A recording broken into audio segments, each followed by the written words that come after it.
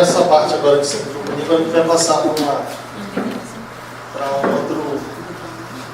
outro tema, mas dentro do mesmo assunto, né, que é o substrato para orquídea.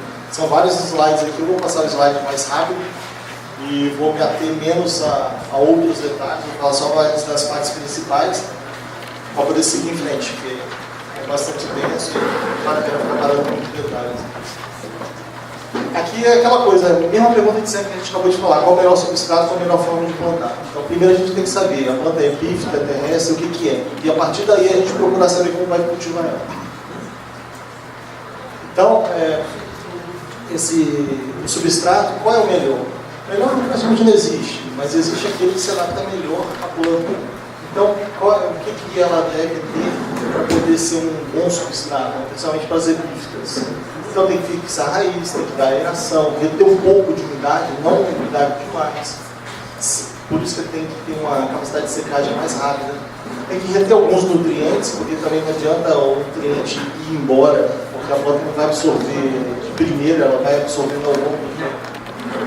E tem outros detalhes aqui, só o pH, que pode ser um pH muito ácido, pode ser um pH muito alcalino também.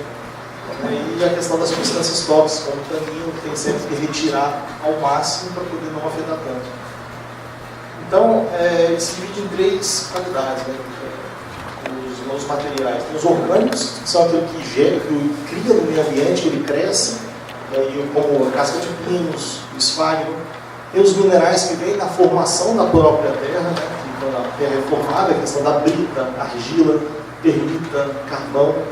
E os materiais inertes, né? Que são aqueles que não sofrem alteração nenhuma. Você vai usar ali como questão do isopor, questão do plástico, né? E ele vai fazer ele mais volume, né? Uma espuma também. Então aquela coisa, o substrato ideal vai depender muito da forma de cultivo da pessoa. Se a pessoa molha muito, você não vai adiantar ter um substrato que se retenha muita água.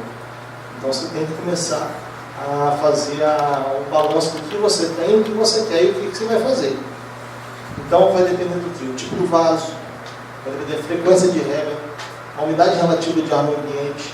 E se o seu ambiente também for muito úmido, não adianta querer se molhar demais e reter muita água, as plantas vão começar a sofrer também.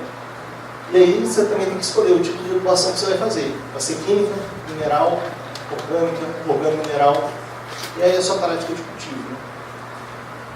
Aí tem alguns exemplos de substratos que existem. Aí você vai perguntar, poxa, mas é tanto? Tem argila expandida, tem a brita, caroço de açaí, tem casca de pino, casca de arroz, casca de noz, é tanta coisa que qual é aquele que eu vou usar? Porque meu colega usa uma forma, eu tenho um amigo no WhatsApp que usa caroço de açaí, ele fala que é a melhor coisa que existe, mas onde ele mora tem produção de açaí. Se você for em Belém, o pessoal joga caroço de açaí na rua, então é barato, é de graça praticamente. Então, ele vai utilizar aquilo é bom, mas aqui também não tem excesso como tem em Belém, por exemplo. Então, casca de pinho, em alguns lugares tem mais que outros. Então, vai variar muito do local que é produzido e do que tem lá. Eu matei muita planta com casca de pinos até descobrir que precisava lavar 1 a 2 dias, né? Para tirar o tanino, né? Essa questão do tanino é interessante porque quando eles vendem nos gardens, eles não fazem esse tratamento. Eles querem vender. Geralmente o pessoal compra para botar no vaso por cima para ficar bonito, só que a gente compra para plantar orquídea. Então o nosso objetivo é diferente do objetivo que é vendido. Então a gente tem que fazer o tratamento a cada 24 horas, tirar a água, trocar água durante 3 dias pelo menos para poder tirar esse excesso de tanino. Então, por exemplo, tem um lugar que tem casca de arroz que o pessoal usa, porque tem grande produção de arroz naquela região. Então depende tudo da região. Aí, por final, tem até o xaxim, né, que hoje em dia é proibido, então eu vou citar alguns pontos da questão do xaxim. Então, o que você pensa, enfim, na fixação das raízes? Né? Por que você vai pegar um substrato que tem que ter alguma fixação de raiz, tem que facilitar isso? Por 2 objetivos básicos. Primeiro, ele tem que dar uma firmeza para a planta, e segundo, ter uma rugosidade para a raiz poder infiltrar nele, passar por ele e segurar um pouco de nutriente também. Então, quando o substrato não tem essa questão da fixação, o que a gente faz? Usa aquelas varetas de fibra de vidro para poder segurar ele. Então, amarra a planta na lateral do vaso. A questão da respiração também. Você não adianta plantar uma planta em areia branca. Ela precisa respirar, precisa ter porosidade. Por isso que a gente não pode socar a planta na terra, Algumas pessoas plantam, né? Até comentou aqui o Toquinho, mas ela precisa dessa porosidade, essa aeração. Algumas podem bem no início, depois ir bem. Então, não todas vão aguentar essa forma de cultivo. Então, você tem que pegar um padrão para o seu ordinário. Se o ordinário você molha muito, tem que drenar muita água, tem que respirar muito, senão vai dar muito fungo, muito mofo, muita doença. A questão do pH, né? E do tanino, que eu acabei de falar. A gente compra, mas não é para orquídea. Então, a gente tem que fazer um tratamento para tentar tirar o excesso de tanino para utilizar. Inclusive até a casca de coco também, que é uma forma de cultivo que eu comentei, vou passar aqui na frente também. E o pH é sempre esse básico, entre um pouquinho ácido, entre 5,5 a 6,5, que é o básico que as orquídeas gostam. Né? A questão da umidade, essa questão da porosidade e retenção de água, então para isso que você faz um mix.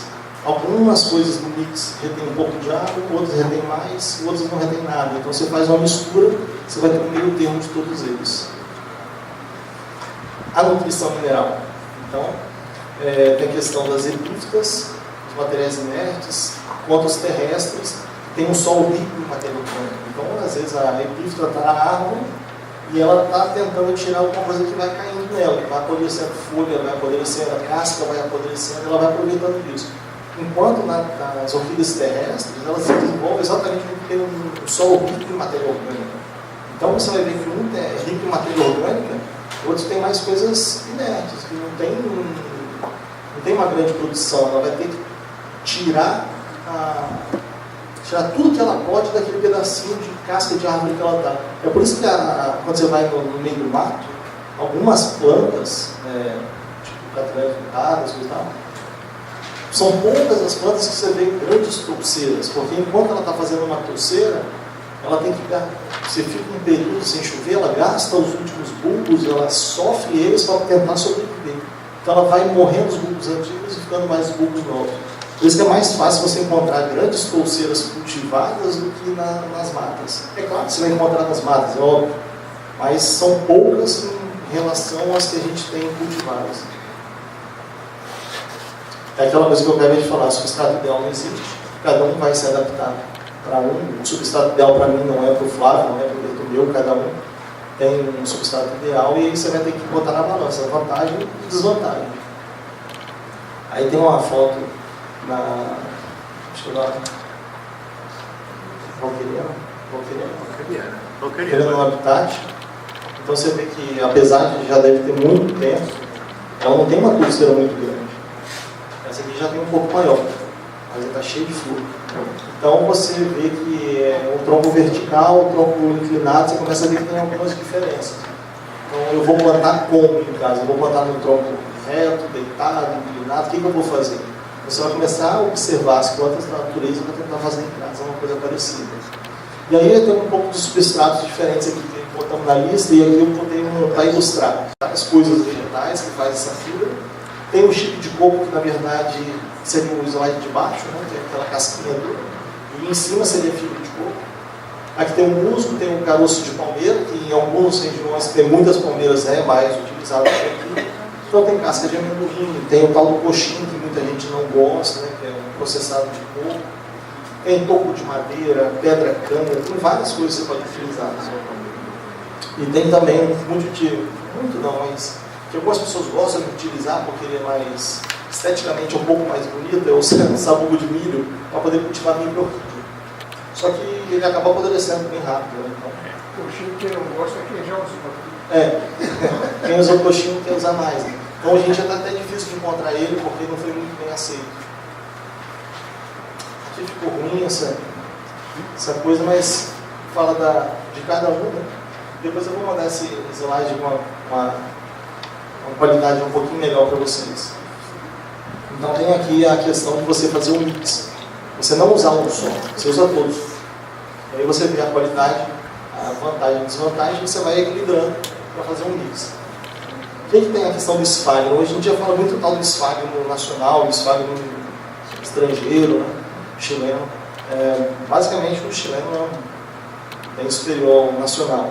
E hoje em dia é fácil de encontrar. Tem um seu Érico trouxe aqui, ele já faz um saquinho que já tem um musgo musgo misturado com isopor esfacelado para botar nos sapatinhos, nos parfumérios, e para poder fazer o plantio. Aí está tem para vender. Então esse óleo tem para vender, depois quem quiser procurar. Acho que esse aqui, só o esfagno, por exemplo, é 5, esse é 10, e esse é 30. Então o que ele faz?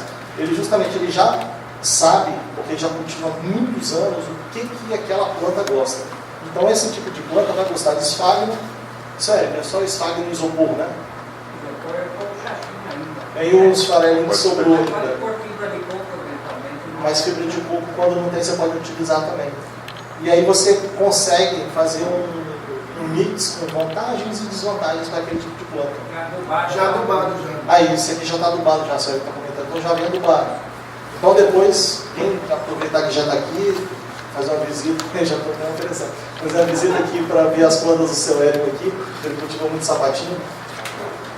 Então, aí ele tem essas vantagens e desvantagens, né? Então ele pega. Eu fiz um teste uma vez com um esfagno, um chileno, e aí eu fiz a pesagem dele antes de molhar, depois de molhar, quando para de pingar. Ele aumentou o peso dele em 20 vezes.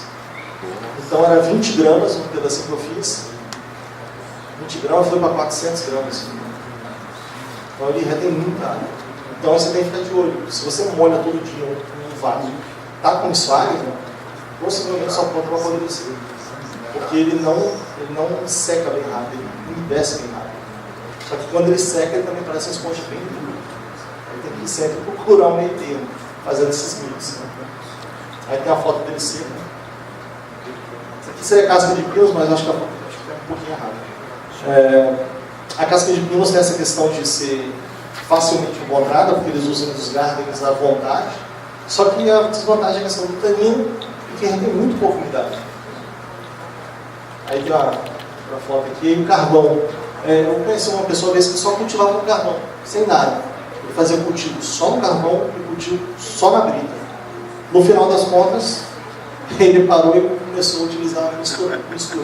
Porque ele via que um dava facilidade para... Ele não se desenvolvia tanto em um e nem no outro. Quando ele começou a misturar, fazer os mix, ele começou a ver que tinha essa questão de você juntar as vantagens. Né? Então, por exemplo, no carvão, ele sofre a salinização. Então, se você bota só carvão, daqui a pouco só tem sal, porque ela vai chupando a água e vai ficando toda a salinização do adubo no carvão.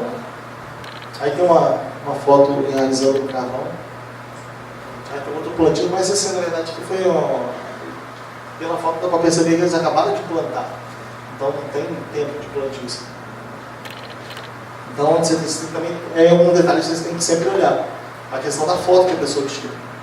Eu vou mostrar ali na frente, tem um outro detalhe que eu vou te mostrar, que não adianta você olhar e, que plantas bonitas, não estão, acabaram de ser plantadas. Então, parece bonita, você acaba acreditando e depois não está certo. Por isso que o bacana é você procurar sempre alguém que já plantou daquela forma, para poder tirar as dúvidas. Tem um pessoal também utilizando fibra de piaçava. A piaçava, se não me engano, na Bahia, eu acho que tem mais. E lá, como tem muito, se utiliza bastante. Aqui só se você for cortar as vassouras, e fica mais inviável. Fica praticamente inviável. Mas é interessante. Tem a questão da fibra florestal, daquelas fibras que tem nas palmeiras. Eu fiz um teste uma vez, mas não sei, dá as coisas brancas depois da fibra. Particularmente não gostei. Tem a casca de coco, que a casca de coco eu tive uma experiência boa, mas eu explico. Casca de coco não é a fibra industrializada de coco. Uma técnica que eu aprendi com o senhor Winston Churchill Rangel, lá de Guarapari, que ele me ensinou uma técnica de você fazer o tratamento do coco e utilizar essa casca do coco no cultivo. Eu fiz esse tipo de cultivo da forma que ele me explicou, depois eu posso até explicar aqui como faz na próxima reunião, trazendo e mostrando. E o enraizamento é uma coisa também exagerada. Ele mostrou a planta lá, tem foto, isso já tem uns 10 anos, mais ou menos. E depois eu fiz isso, também deu certo. Só que ele dura muito pouco, ele apodrece 5 anos, 4 anos, já começa a apodrecer. Ele retém muita umidade, então ele apodrece.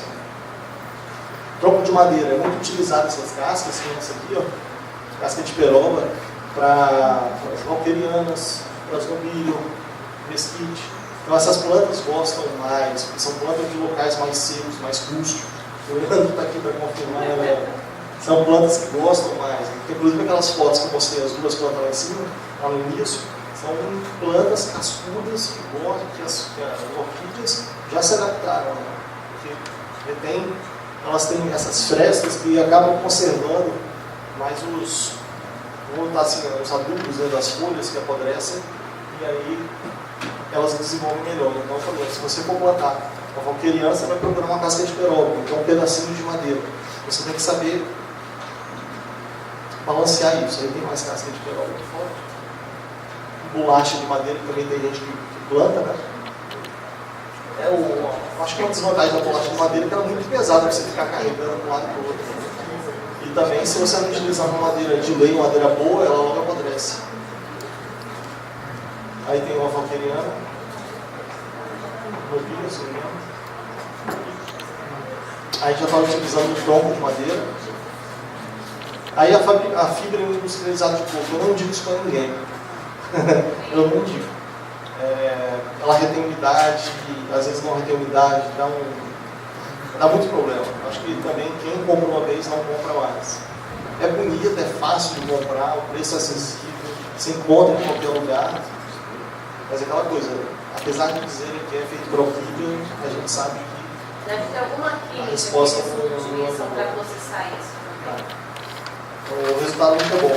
Eu não conheço alguém que cultive, que goste ou tem nada industrializado. A maioria reclama. Aí tem a foto. Aí é a mesma coisa que eu comentei na foto anterior. Não adianta você olhar a foto. A foto vai estar sempre bonita. Porque a foto é preparada para isso. O que você dá para perceber aqui? Que ela acabou de ser replantada. Não é uma planta antiga. Tem um coxinho, né, que quem comprou a primeira vez também não compra mais. Uma coisa que dá muito problema. E as desvantagens a gente já está difícil de encontrar. Porque não deu certo e a procura caiu. Né? Uma coisa que está muito. O pessoal está vendendo muito hoje em dia, está utilizando muito, que eu esqueci de passar. É a casca de macadâmia. Então hoje em dia você tanto encontra a casca de macadâmia pura no saco, quanto os sacos já preparados com mix. Casca de macadâmia, carvão. Eu vou passar aqui para vocês olharem a casca de macadâmia. O Carlos tinha falado é que precisava cozinhar, né? A casca de macadâmia. Ideal numa panela de pressão quando ela está fresca, a casca, né? Tem umas técnicas dessa da casca de macadâmia. Ela é a mais nova que entrou no mercado hoje em dia para ser utilizada. E aí o pessoal ainda está fazendo os tratamentos para poder ver como faz melhor. Então ela não retém tanta umidade, então você tem que misturar uma coisa que retém mais umidade. E ela não se dê tanta fixação. Mas hoje em dia está sendo muito utilizado para plantar a valqueriana, gomilho, está muito popular. E hoje em dia está fácil de achar. Aí tem uma valqueriana plantada, uma foto que eu peguei na internet. Mas você vê que o enraizamento dela é muito bom. E as plantas estão gostando bastante. Outra planta, também, foto da internet, peguei bem enraizada, com casca de macadâmia. E tem um mix aqui, ó. Um mix que o pessoal também utiliza bastante, que é casca de pino, chifre de coco, carvão e macadâmia. Que é um dos mix que eles estão utilizando macadâmia.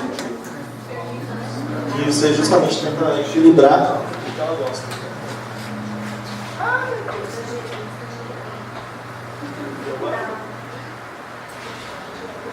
Então, aquela coisa, casca de arroz, onde tem muita plantação de arroz. Aqui a gente não acha para comprar. Casca de ovo, a gente faz o teste.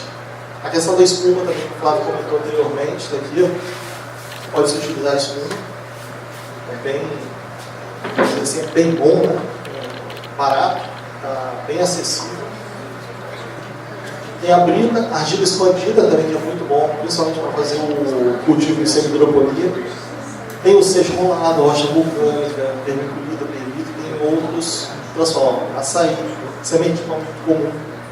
Nó de pinho também, que na região que produz nó de pinho, né, que tem muito nó de pinho.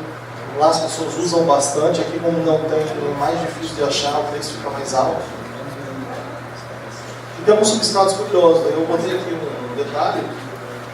questão do pau de barro, né, que é muito falado, muito procurado, muito divulgado. Só que, particularmente, eu lembro quando começou esse burburinho do pau de barro, em meados de 2000, 2002, 2003, nas listas de discussão de orquídea pela internet, e aí surgiu o pau de barro, aí as pessoas começaram a procurar pessoas para fazer o pau de barro. Eu não conheço hoje em dia uma coleção de plantas exclusivamente de pau de barro. Eu não conheço. Sempre que a pessoa tenha uma ou outra. Eu também não conheço plantas que eu vejo que ela realmente cresceu completamente ali no pau de barro, ela desenvolveu o pau de barro e está dando flor no pau de barro. O que eu sempre vejo que eu botei na foto também que eu peguei na internet, plantas que estão em flor, foram colocadas no pau de barro para fotografar. Ou então ela acabou de botar ali, um tempo depois que ela acabou de se enraizar, ela soltou flor. Mas nunca uma planta que desde o seedling cresceu, desenvolveu e deu flor. Quando você planta bota uma orquídea no pau de barro, ela acontece isso aqui, ó. O pau de barro começa a ficar todo preto, todo cheio de linho. E aí você vê que as raízes não começam, parece que não gostam, acho que é uma umidade excessiva. A umidade excessiva, ela não vai bem. As plantas sempre terminam no pau de barro dessa maneira aqui, ó. Você vê? Porque a divulgação do pau de barro é muito grande, só que você não vai. É difícil pensar que só cultiva o pau de barro. Assim, eu já vi gente cultivando orquídeas em pau de barro, mas no processo de orquídeas debilitadas para recuperação, mas logo em seguida, quando elas começam a soltar a raiz, ela é replantada do modo tradicional mesmo. Então, basicamente, ela serve como se fosse o semidroponia. Ela melhora e você tira. Mas tem gente ainda que tenta cultivar e acontece isso aqui, ó. O pau de barro fica todo poroso, fica todo cheio de limo e a raiz para de crescer. Eu, particularmente, no pau de barro, eu tô fora. Eu não utilizaria. O sabão de milho é muito bom para microrrídea, tem muita porosidade, a drenagem dele é muito boa, porém ele dura pouco tempo. Existem pessoas que cultivam microrrídea só em sabão de milho, ele é legal, é bacana. Quem quiser fazer experiência, eu indico. Mas ele dura pouco tempo, então, logo depois você vai ter que retirar e plantar de novo. O bacana é que você vai ter sempre coisa para fazer, né? Coisa boa. A coisa boa é essa, aqui também você vê lá e não fazer mais nada. Aqui tem essa foto aqui na internet que me lembro há muito tempo já. Eu não sei se é essa foto que eu vi há muitos anos atrás, né? Que é esse senhor que cultiva em sabão de milho, de pedacinho de madeira, casca, toda a foto. Tem a questão do cultivo em pedra, acho que quem foi em Rio Claro já viu esse tipo aqui na parede. Né? E dá bem. A orquídea só precisa de alguma coisa para se sustentar. Porque se você der o adubo para ela vai colocar lugar. Adubo e água e luz. Tem um cultivo em garrafão. Não sei se alguém conhece o cultivo em garrafão. Tem uma forma de cultivo em garrafão interessante. Tem um cultivo que eu não botei aqui, mas ele se encaixa nesse aqui, que é um cultivo no poste de energia elétrica. Tem gente que bota no poste tanto de madeira quanto no poste de concreto, já vi muito já, mas eu consegui a foto. No osso, essa foto aqui é bem divulgada, eu não sei. E aí depois, quando o osso quebra, aí você faz a farinha de osso, aí você usa no orquídea também. A questão do xaxim é uma questão muito delicada, falando hoje em dia. Você acha para comprar? Acha para comprar, mas sempre bem escondido. Por que não é interessante a venda e a questão da comercialização do xaxim? Ele foi proibido em 2001 pelo CONAMA, né? Porque a planta demora muito para desenvolver. Então ela foi colocaram ela na lista de espécies ameaçadas, então ela não pode ser comercializada. E depois a lei estadual em 2004, aqui em São Paulo, que proibiu tanto a industrialização e a comercialização de produtos, né? De forma direta ou indiretamente. Claro que tem gente que tinha guardado, ainda está utilizando, né? Mas a comercialização em si dele é proibida. Então vale a pena hoje, porque antigamente quando você tinha um xaxim, você não cultivava a orquídea. Era só colocar a planta em frente, era muito fácil. Hoje em dia você cultiva a orquídea, porque hoje em dia você tem que procurar um substrato para aquela planta que tem que ir bem. Antigamente você botava qualquer coisa no jardim e ia. Era tudo muito fácil. Ô, Renato, só pode falar. Você falou aí dos fardos, né? Uhum. Eu faço cultivo de produtos carnívoros, né? E o esfargue, que é o musgo brasileiro, ele também é proibido, entendeu? Muita gente não sabe. Se ambiental pegar você coletando esse musgo aqui no Brasil, você vai ser enquadrado, entendeu? E o musgo, ele se decompõe em 6 meses, ele se decompõe, entendeu? No meu cultivo, eu coloco perlita, vermiculita, né? Um musgo, e aí depois eu coloco o musgo, ele vivo, eu planto em cima do vaso, para manter essa umidade, entendeu?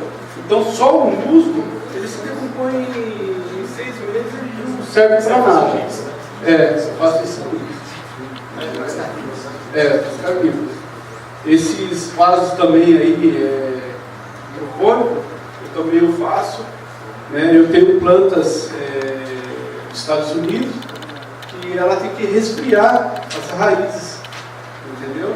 Então eu faço um sistema, eu tenho um tanque no fundo da minha casa, a água sai do tanque, passa no vaso, entendeu? Um vaso sobre vaso, resfria as raízes e retorna para o tanque. Isso para ter esse cultivo dessa planta, que é a cobralina, entendeu? Então é bacana vocês verem que até no cultivo, né, de carnívoras sempre se faz um mix, sempre bota várias coisas que podem auxiliar e ajudar. Eu botei uma foto aqui para ilustrar, né, às vezes a pessoa fala assim, eu nunca ouvi, nunca vi. Aí eu botei 3 fotos aqui de apreensão de xaxim, né, pela Polícia Ambiental, que é proibido. Aí tem 3 fotos aqui só para mostrar. Aí acabou. Então agora, eu vou comentar mais sobre as coisinhas. Eu tinha comentado com a Márcia, que tinha um livro de páfios, do Brian do Chiron, e está à venda no site richardiana.com, depois quem quiser, que ele descreve todos os páfios que tem, com foto, ilustração, só que está todo em inglês. Então tem os nomes, ilustração, forma de cultivo, tem tudo. Depois quem quiser dar uma olhada aqui, está aqui em cima da mesa. E agora a gente vai fazer uma oficina de cultivo. O Flávio, o Chiquinho, o Bertomeu também vão ajudar, né? Responsabilidade. Para mostrar a forma de cultivo de semi-hidroponia. E eu, a Márcia, o Leandro aqui vão também ajudar aqui para fazer o cultivo tradicional com os mix. Então quem estiver interessado nos dois, basta ver os dois. Quem quiser conhecer essa forma de semi-hidroponia também, porque tem questão de fixar a planta, né? Vamos ver aqui de um lado e do outro lado que vai ser o cultivo tradicional. E posteriormente a gente vai fazer o sorteio dos vasinhos de semi-hidroponia e vamos fazer algumas plantas que a gente replantar também, a gente vai sortear também daqui a pouquinho. Tá bom?